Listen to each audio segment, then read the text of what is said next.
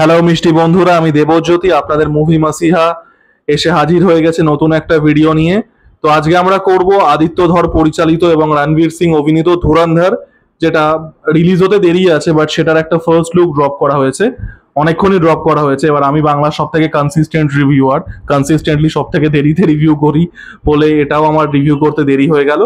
তো সিনেমাটাকে নিয়ে কথা বলবো, সিনেমাটাকে নিয়ে না ফার্স্ট লুকটাকে নিয়ে কথা বলবো। এবং যেটা আমি প্রথমেই বলি, I just cut out the cliches. এবং এই সিনেমাটার যে হিস্টোরিক প্রেক্ষাপট সেটা নিয়ে আমার একটা থিওরি আছে, মূলত সেটা নিয়েই আমরা আলোচনাটা করব। ঠিক আছে, it will be like a history class, আমি আগে থেকেই বলে দিলাম। একটু নিরস টাইপের ভিডিও হয়তো হতে পারে। তো প্রথমে আমি যদি টিজারটার কথা বলি, টিজারটা দেখুন, ব্যাপক একটা টিজার হয়েছে, no doubt about that. Ajit ডোভালের লাইফ নিয়ে এবং ভারতীয় এসপিওনাজকে নিয়ে এই সিনেমাটা তৈরি হচ্ছে, এবং সেই হিস্টোরিক প্রেক্ষাপটটায় আমি আসছি। এবং টিজারটা কিন্তু ব্যাপক একটা টিজার হয়েছে, এবং রণবীর সিংকে যেভাবে প্রেজেন্ট করা হয়েছে ব্যাপক লাগছে কিন্তু লুক ওয়াইজ, পারফরমেন্স ওয়াইজ। এবার দেখুন, রণবীর সিংকে আপনি as a personality, Ranveer Singh যেভাবে মিডিয়াতে নিজেকে প্রেজেন্ট করে আপনার হয়তো খারাপ লাগতে পারে বা আপনি অপছন্দ করতে পারেন, বাট এই বিষয়ে কিন্তু কোনো সন্দেহ নেই যে রণবীর সিং কিন্তু অভিনেতা হিসেবে ভীষণই ভালো। এবং এখানে কিন্তু রণবীর সিং এর পারফরমেন্স দুর্দান্ত, এবং ভালো ভালো অ্যাক্টার অ্যাক্ট্রেসদের নেওয়া হয়েছে। অক্ষয় খান্না এবছর অলরেডি একটা ব্যানজার দিয়ে দিয়েছে, যেটা ছাবা সিনেমাতে আওরঙ্গজেবের দুর্দান্ত পারফরমেন্স ছিল। অর্জুন রামপালকে অনেকদিন বাদে একটা বড় সিনেমায় দেখতে পাওয়া যাচ্ছে। সঞ্জয় দত্ত আছে, সঞ্জয় দত্তের ক্যারেক্টারটা আমার অতটা লাগলো না। এবং R Madhavan is playing the role of Ajit Doval. টিজারটা কিন্তু ব্যাপক টিজার হয়েছে, আমরা বুঝতে পারছি এটা কোনো পিরিয়ড সেটিং এর একটা গল্প, এবং ভারতীয় এসপিওনাজ এবং এই যে মিলিটেন্সি, ইনসার্জেন্সি, এইরকম একটা ব্যাকড্রপে জিনিসপত্র দেখানো হচ্ছে। We are seeing guns, we are seeing insurgents, এই জিনিসগুলো দেখানো হচ্ছে একটা ভায়োলেন্ট ওয়ার্ল্ডের মধ্যে। এবং যে অ্যাকশনটাকে দেখানো হয়েছে সেটা কিন্তু খুব গ্রিটি আর খুব রিয়েলিস্টিক রাখা হয়েছে। যে অ্যাকশনটা আছে সেটা কিন্তু মাসি অ্যাকশন, ঠিক আছে, বাট সেটার মধ্যে একটা লেভেল অফ রিয়েলিজম রাখা হয়েছে। মানে ওই একজন মানে লাথি মারলো 30 কিলোমিটার দূরে গিয়ে পড়লো, ওই রকম নয়। তো ওভারঅল ব্যাপক একটা টিজার হয়েছে। আমার টিজারটা দেখে যেটা মনে হলো, আর মাধবনের ক্যারেক্টারটা অজিত ডোভাল প্লে করছে, এটা তো বোঝাই যাচ্ছে, তার লুকটা দেখেই বোঝা যাচ্ছে। খুবই মানে মানে দারুণ মেকআপের কাজ হয়েছে আর মাধবনের, আমি বলবো। এবং আমার যেটা মনে হয়, অজিত ডোভালকে তো জেমস বন্ড অফ ইন্ডিয়া বলা হয়, তো আমি জেমস বন্ডের অ্যানালজি দিয়েই বলছি যে অজিত ডোভালের ক্যারেক্টারটা সম্ভবত এম এর মতো হবে। মানে আসল যে আর কি অপারেশনটা করবে সেটা রণবীর সিং করবে। Ranveer Singh is not playing Ajit Doval in this movie, ঠিক আছে। অজিত ডোভাল বা অজিত ডোভাল ইন্সপায়ার্ড কোনো ক্যারেক্টার, হয়তো রিয়েল নাম চেঞ্জ করে দিতে পারে, যেটা আমাদের দেশে হয়, আপনারা দেখেছেন, যেহেতু লিগাল ট্রাবলস থাকে তো রিয়েল মানুষদের নাম চেঞ্জ করে দেওয়া হয়। তো অজিত ডোভাল ইন্সপায়ার্ড ক্যারেক্টার কিন্তু রণবীর সিং প্লে করবে না। Ranveer Singh is going to play a different character, এবং R Madhavan is going to play the Ajit Doval.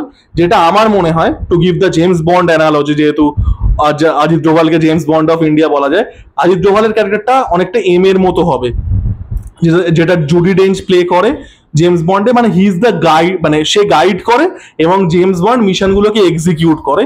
তো আমার মনে হয় রণবীর সিং আর আর মাথামানের ক্যারেক্টারটা ওই জেমস বন্ড এবং জুডি ডেঞ্চ, মানে জেমস বন্ড আর এম এর মতো হতে চলেছে।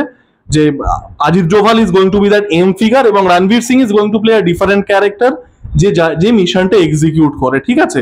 Ranbir Singh is not going to play Ajit Doval বা অজিত ডোভাল ইন্সপায়ার্ড ক্যারেক্টার, ঠিক আছে। ওভারঅল টিজারটা ব্যাপক একটা টিজার হয়েছে।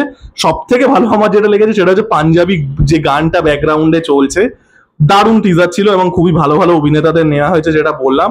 এবং হোপফুলি রণবীর সিং এর একটা কামব্যাক হয়ে যাক, কারণ রণবীর সিং অভিনেতা হিসেবে খুবই ভালো। সে মিডিয়াতে যাই করে নিক, মিডিয়াতে যাই হোক, মানে but he is a great actor, এই বিষয়ে কোনো সন্দেহ নেই। তো আপনাদের টিজারটা কেমন লেগেছে জানাবেন। এইবার আমরা যদি ঢুকি ইতিহাসের পরিপ্রেক্ষিতে, কারণ এই পার্টটাই আমি মেনলি ফোকাস করব। দেখুন, এটা অজিত ডোভালের জীবন নিয়ে তৈরি হচ্ছে, আমরা জানি। এবার ব্যাপারটা হচ্ছে যে কতটা মানে হিস্টোরিক্যালি কতটা তারা যাবে। হয়তো এরকম হতে পারে যে অজিত ডোভালের ক্যারেক্টারটাকে একটা রেফারেন্স পয়েন্ট হিসেবে নিয়ে একটা ফিকশনাল গল্প বললো, মানে জাস্ট ইন্ডিয়ান এসপিওনাজের একটা ফিকশনাল গল্প, যেটা হয়তো Ajit Doval as a reference point use করলো, বা হয়তো অজিত ডোভালের জীবনের অনেক ঘটনাকে কেন্দ্র করেও করতে পারে। There are multiple approaches to that, biographical fiction বা হিস্টোরিক ফিকশনের, আগেও বারবার করে আমরা আলোচনা করেছি। আমার এখানে যেটা মনে হচ্ছে, এবার আমি আমার থিওরিতে আসবো, আমার এখানে যেটা মনে হচ্ছে ট্রেলারটা দেখে আর কি জিনিসপত্র দেখে, সেটা হচ্ছে এটা আমি দেখলাম অনেকে গেস করছে যে এটা হয়তো আজিজ ডোভালের যে মানে বালুচিস্তান লিবারেশন আর্মির সাথে যে কাজটা আছে, আপনারা প্রত্যেকেই জানেন যে বিএলএফ বালুচিস্তান যে ফ্রিডম ফাইটিং মুভমেন্টটা আছে সেপারেট হয়ে যাওয়ার জন্য পাকিস্তান থেকে, সেটা সাথে আজিজ ডোভালের যে কানেকশনটা আছে সেটা খুবই ওয়েল নোন, ওপেন সিক্রেট বলা যায়। তো অনেকে মনে করছে যে এটা হয়তো হতে পারে, সেটা হতে পারে, আমি বলছি না সেটা হতে পারে না। আমি আমার থিওরিটা আপনাদেরকে দিচ্ছি, সেটা হচ্ছে late 80s Aziz Doval carried out a mission in Punjab called Operation Black Thunder, ঠিক আছে, যেটা খালিস্তানি মিলিটেন্টদেরকে এলিমিনেট করার জন্য। এবং সেখানে আজিজ ডোভাল মানে নিজেকে একজন আইএসআই একজন এজেন্ট হিসেবে পরিচয় দিয়ে তিনি আর কি খালিস্তানি যে ইনসার্জেন্সিটা ছিল সেটা ইনফিলট্রেট করে খালিস্তানিদের এলিমিনেট করেন, ঠিক আছে। এবার এটার জন্য আপনাদেরকে ওই যেটা বললাম একটু ইতিহাস ক্লাসটা নিতে হবে। তো ইন্ডিয়া আর পাকিস্তানের 1971 সালে যুদ্ধ হয়েছিল, সবাই জানেন। পাকিস্তানের রেকর্ড হার 93,000 সারেন্ডার, সবাই ছবিটা দেখেছেন। পাকিস্তানের অর্ধেক মানে অর্ধেক পিপল, অর্ধেক জিডিপি, অর্ধেক সাইজ চলে যাচ্ছে বাংলাদেশের কাছে। পাকিস্তান কাইন্ড অফ ঠুটো জগন্নাথ হয়ে যাচ্ছে, ঠিক আছে। তো এবার পাকিস্তান দেখলো কি যে আমরা ডাইরেক্ট যুদ্ধে ইন্ডিয়াকে হারাতে পারবো না, ইন্ডিয়া ইজ টু স্ট্রং, তারপরে আমাদের দেশও ভাগ হয়ে গেছে, ঠিক আছে, তো রিসোর্সেস আর ডিভাইডেড। তো পাকিস্তান কি ঠিক করলো যে আমরা এবার টেরোরিজম আর ইনসার্জেন্সি দিয়ে ইন্ডিয়াকে আর কি মানে ইন্টারনালি ইনফ্লিক্ট করবো, কারণ ডাইরেক্ট যুদ্ধে ইন্ডিয়াকে পাকিস্তানের হারানো সম্ভব নয়।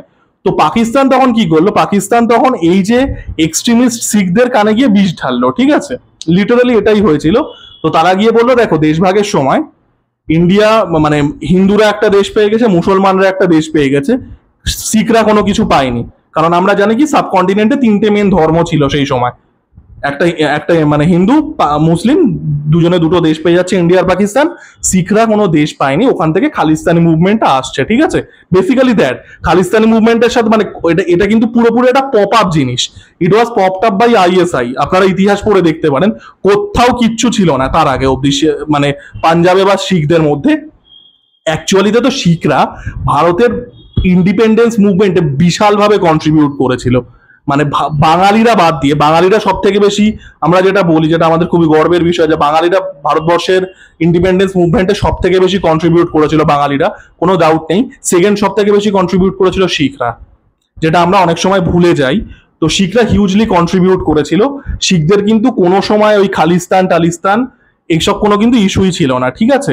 ভগৎ সিং ইন্ডিয়ার জন্য প্রাণ দিয়েছিলেন, আজকে সর্দার উধম সিং ইন্ডিয়ার জন্য প্রাণ দিয়েছিলেন, তারা কিন্তু খালিস্তান কোনো শিখ বীর বলেননি, ঠিক আছে। ইট ওয়াজ ওই 1970s আইএসআই ব্যাক্ট যে চলো এদের ব্রেন ওয়াশ করি, তাহলে আমরা ইন্ডিয়াকে ইন্টারনালি ডিস্টেবিলাইজ করতে পারবো। কারণ 1971 সালে ওরা ডাইরেক্টলি খুব বাজেভাবে যুদ্ধে হেরে যায়, ঠিক আছে। সেখান থেকে খালিস্তান আসছে, সেখান থেকে কিছু ফ্রিঞ্জ ইডিয়েটস আসছে ভিন্ডারওয়ালের মতো, এবং পাকিস্তান বলছি পাঞ্জাবের অবস্থা খুব খারাপ ছিল 70s 80s 90s পাকিস্তান ওয়াজ আ হেল হোল। আবার পাকিস্তান বলছি পাঞ্জাব ওয়াজ আ হেল হোল, সেই সময় পাকিস্তান আর পাঞ্জাবের খুব একটা পার্থক্য ছিল না সত্যি কথা বলতে। তো পাঞ্জাব ওয়াজ আ হেল হোল, ভিন্ডারওয়ালে তাহলে চলে আসছে, এই যে এক্সট্রিমিজম চলে আসছে। তো তখন কি হচ্ছে, তখন ইন্দিরা গান্ধী এই ভিন্ডারওয়ালে এবং এদেরকে এলিমিনেট করার জন্য অপারেশন ব্লু স্টার করছে, যেটা আপনারা জানেন আশা করছি সবাই, যে ভিন্ডারওয়ালে আর তার যারা সাঙ্গপাঙ্গরা ছিল মানে খালিস্তানি এক্সট্রিমিস্ট যারা ছিল, যেটা আবারও পাকিস্তানি ব্যাক্ট, তো তারা হচ্ছে গোল্ডেন টেম্পলে লুকিয়েছিল। এবার গোল্ডেন টেম্পলে তারা একটা হোস্টেজ নিয়েছিল, ঠিক আছে, ইট ওয়াজ আ হোস্টেজ। আপনারা জানেন প্রত্যেকে গোল্ডেন টেম্পল শিখদের একটা সব থেকে বড় ধর্মস্থান, প্রচুর হিন্দু মানুষও যান সেখানে, এটা একটা রিলিজিয়াস সাইট, তো সেটাকে হস্টেজ নিয়ে এরা বসেছিল। তো ইন্দিরা গান্ধী কিছুটা মানে একটা হটকারিতা করেন, তিনি গোল্ডেন টেম্পলে সৈন্য পাঠিয়ে দেন, ঠিক আছে। সেখানে ভিন্ডারওয়ালে এবং তার সাঙ্গপাঙ্গদের মেরে দিচ্ছে, বাট গোল্ডেন টেম্পল অনেকটা মানে ড্যামেজ হয়ে যায়, যেহেতু মানে যুদ্ধ হয়েছিল, গোলাগুলি ট্যাঙ্ক ফ্যাঙ্ক পাঠিয়ে দিয়েছিলেন ইয়ের মধ্যে গোল্ডেন টেম্পলের চত্বরে। তো সেখানে গোল্ডেন টেম্পল অনেকটা ড্যামেজ হয়ে যায়। এবার সেটা অবভিয়াসলি শিখ মানুষদের ক্ষেত্রে, এবার যারা মডারেট শিখও ছিলেন, যারা হয়তো খালিস্তান সাপোর্টও করেন না, তাদেরও মধ্যেও একটা অসন্তোষ চলে আসছে যে দেখো আমরা দেশের জন্য রক্ত দিয়েছি, আমাদের স্বাধীনতা সংগ্রামে এত শিখ মানুষ শহীদ হয়েছেন, তারপরেও আমাদের ধর্মস্থানের ওপরে এরকম করা হলো বা আমাদেরকে এরকম ভাবে মার্জিনালাইজ করা হলো। এবং আবারও মানে এটা মানে খালিস্তান কোনোভাবেই শিখিজম বা পাঞ্জাবের রিপ্রেজেন্টেশন নয়। আমি যেটা বললাম, ভগৎ সিং বা সর্দার উধম সিং তারা ইন্ডিয়ার জন্য প্রাণ দিয়েছিলেন। ভিন্ডারওয়ালে মানে কোনোদিনই একজন মানে প্রকৃত শিখের মানে এক্সাম্পল নন, অবশ্যই তাই। বাট যাই হোক, সেখানে কন্ডিশন খারাপ হচ্ছে এবং তারপরে আপনারা জানেন যে ইন্দিরা গান্ধীকে তার শিখ বডিগার্ডরা হত্যা করেন এবং তারপরে কি হচ্ছে, তারপরে একটা অ্যান্টি সিক্রিয় রায়টস হচ্ছে, উইচ ওয়াজ ঘাস্টলি। অ্যান্টি সিক রায়টস যেটা 1984-এ হয়েছিল, ইট ওয়াজ ঘাস্টলি। আমি যদি আপনাদের এখন বলতে বসি কি কি হয়েছিল শিখ মানুষদের সাথে, আপনাদের মানে দুদিন ভাত উঠবেন। আমি সেসবে যাচ্ছি না। ইট ওয়াজ হরিবেল হরিবেল। মানে মানে একটা দেশের একটা কমিউনিটির ওপরে, যে কমিউনিটিরা শয়ে শয়ে বছর ধরে আছে আমাদের দেশের প্রত্যেকটা দিকে কন্ট্রিবিউট করেছে, প্রত্যেকটা ভাবে 2% পপুলেশন হওয়ার পরেও এতভাবে এত কিছুতে কন্ট্রিবিউট করেছে, তাদের সাথে যে ভয়াবহ যে জেনোসাইডটা হয়েছিল শিখ মানুষদের, ইট ইজ আনফরগিভেবল হোয়াট হ্যাপেন্ড, মানে ঘাস্টলি। এবং সেখান থেকেই আর কি এই জিনিসটা আসছে যে শিখ মানুষদের মধ্যে এই অসন্তোষটা চলে আসছে এবং মিলিটেন্সিটা আরো বেড়ে যাচ্ছে। ফার্স্টলি ইট ওয়াজ আ পাকিস্তানি পপ আপ, আমি যেটা বললাম। তো তখন হচ্ছে এবার পরিস্থিতি খারাপ হয়ে গেছে ইয়েতে, এদিকে ইন্দিরা গান্ধী অ্যাসাসিনেট হয়ে গেছে, এইখানে আসছে হচ্ছে রাজার দোভাল, অজিত দোভাল, ঠিক আছে। সে তখন এই যে মানে পাঞ্জাবের কন্ডিশন বুঝতে পারছেন, খালিস্তানি মিলিটেন্সি, 1984 সালে একটা ঘাস্টলি জেনোসাইড হয়েছে অফ শিখ পিপল। ইন্দিরা গান্ধীকে মেরে দিয়েছে সারা দেশ তখন শিখ মানুষদের এগেনস্টে। এদিকে পাকিস্তান খালিস্তানিদের টাকা ঢালছে। সাধারণ যারা শিখ মানুষ, যারা খালিস্তানি নয়, যারা ইন্ডিয়ান নিজেদেরকে মনে করে, তাদের জীবন দুর্বিষহ। প্রচুর মানুষকে 1984 সালে মেরে দেওয়া হয়েছে। এইরকম একটা ভয়াবহ পরিস্থিতিতে অজিত ডোভাল ঢুকছে হচ্ছে খালিস্তানিদের এলিমিনেট করতে। Landmine situation. এইটা বলতেই আমার প্রায় 7-8 মিনিট লেগে গেল, আপনি বুঝতে পারছেন। তো অজিত ডোভাল তখন কি করছে, যে সে নিজেকে অ্যাজ আ আইএসআই এজেন্ট পরিচয় দিচ্ছে, ঠিক আছে। আইএসআই এজেন্ট পরিচয় দেওয়ার পরে সে খালিস্তানে আর কি দের সাথে মিশে যাচ্ছে। খালিস্তানিরা কি করতো, খালিস্তানিরা গোল্ডেন টেম্পলটাকে হস্টেজ নিয়ে বসে থাকতো, ঠিক আছে। যেহেতু গোল্ডেন টেম্পল একটা ধর্মস্থানের জায়গা এবং প্রচুর সাধারণ মানুষ ওখানে আর কি মানে ধর্মীয় ক্রিয়াকলাপ করতে আসেন শিখ মানুষরা, তো তারা মানে ওরা কি করতো, যে এটাকে হস্টেজ নিয়ে রাখতো, কারণ এখানে তো কেউ অ্যাটাক করবে না। বিশেষ করে ইন্দিরা গান্ধী, উনি অপারেশন ব্লু স্টারের পরে তো প্রশ্নই নেই, সেটা যে খারাপ ইম্প্যাক্ট ছিল। তো এরা হচ্ছে গোল্ডেন টেম্পলে লুকিয়ে থাকতো, ঠিক আছে। তো অজিত ডোভাল এই আইএসআই এজেন্ট ছেড়ে, একজন পাকিস্তানি আইএসআই এজেন্ট থেকে সেরে এই হচ্ছে গোল্ডেন টেম্পলে ঢুকে যাচ্ছে, ঠিক আছে। সেখানে সে খালিস্তানিদের সাথে কাজ করছে, নিজেকে একজন আইএসআই এজেন্ট বলে পাকিস্তানের আর কি স্পাই হিসাবে। সেখান থেকে সে ইন্টারনালি ইয়ে করে মিলিশিয়াদের সরাচ্ছে এবং এটা কিন্তু পুরোপুরি মিলিটারি ছাড়া হয়েছিল, অপারেশন ব্ল্যাক থান্ডার 1988-তে। আপনারা গুগল করে দেখতে পারেন। পাকিস্তান মানে আবার পাকিস্তান বলছি, পাঞ্জাবি পুলিশ আর এরা মিলে করেছিল এবং Ajit Doval provided the intelligence. সে নিজেকে আইএসআই এজেন্ট হিসেবে পরিচয় দিয়ে এবং পাকিস্তান যে খালিস্তানি ইনসার্জেন্ট ছিল, যারা খালিস্তানি সেপারেটিস্ট ছিল, তাদের মধ্যে ঢুকে গিয়ে। তো আমার মনে হয় এই গল্পটা নিয়েই করছে, কারণ দুটো জিনিস আমরা দেখতে পেলাম। প্রথম কথা তো এটা ডেফিনেটলি শিওর যেটা একটা পিরিয়ড গল্প হতে চলেছে, ঠিক আছে। সেকেন্ডলি আমরা দেখতে পেলাম একটা পার্ট কিছুটা হলেও পাকিস্তানে থাকবে, ঠিক আছে। এবার আমি যেটা বললাম যে এই মিশনটায় ব্ল্যাক থান্ডারে Ajit Doval played a Pakistani spy, মানে নিজেকে আর কি ওইভাবে পরিচয় দিয়েছিল। তো সেখানে পাকিস্তান একটা কানেকশন আসছে এবং গল্পটা সম্ভবত পাঞ্জাবে হতে চলেছে, কারণ আপনারা যদি রণবীর সিং এর চুল টুল দেখেন, it's a Punjabi hair style, মানে পেছনে ওরকম বড় চুল আর কি খোপা টাইপের বাঁধা। আপনারা জানেন যে পাঞ্জাবি মানুষরা, শিখ মানুষরা বড় চুল রাখে, পাগড়ি টাগড়ি পরে, জানেনই সবাই। তো আমার ওইটা দেখে মনে হলো যে most probably operation Black thunder হতে চলেছে। আমি খুব ভুল যদি না হই, বালুচিস্তান বালুচিস্তান হতে পারে, আরেকটা থিওরি যেটা আছে বালুচিস্তান হতে পারে। এবার সমস্যাটা হচ্ছে বালুচিস্তান না মোস্টলি আর পোস্ট 2000 থিং। পোস্ট 2000 কি হচ্ছে, 1998 সালে পোখরান হচ্ছে, আপনারা জানেন ইন্ডিয়া নিজেদেরকে নিউক্লিয়ার স্টেট হিসেবে ডিক্লেয়ার করছে। তার আগেই স্মাইলিং বুদ্ধ 1974 সালের থেকে আমাদের মানে মানে we are nuclear capable, but যাই হোক 1998 অফিসিয়াল হয়ে যাচ্ছে। 1999-এ পাকিস্তান বিকামিং নিউক্লিয়ার এবং কার্গিল ওয়ার হচ্ছে নিউক্লিয়ার, ঠিক আছে, নিউক্লিয়ার যুদ্ধ।